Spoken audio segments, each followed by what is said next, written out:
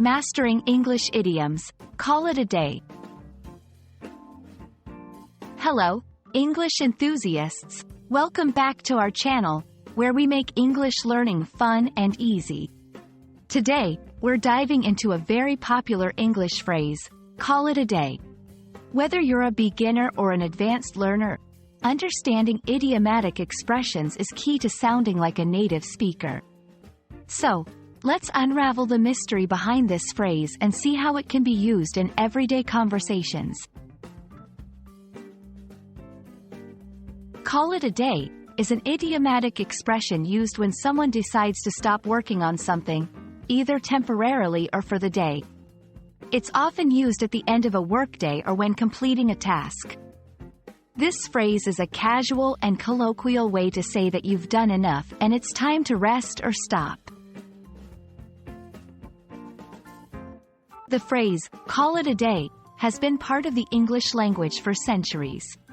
It likely originated from laborers who would decide when a day's work was over. This idiom conveys the sense of satisfaction and completion when a day's work is deemed enough. Understanding the historical context helps appreciate the phrase's relevance and usage today. 1. After a long day at work. We've finished all the major tasks. Let's call it a day. 2. While doing a group project. We've been working for hours. I think we've done enough for today. Let's call it a day. 3. In a casual conversation. I've been gardening since morning. It's time to call it a day.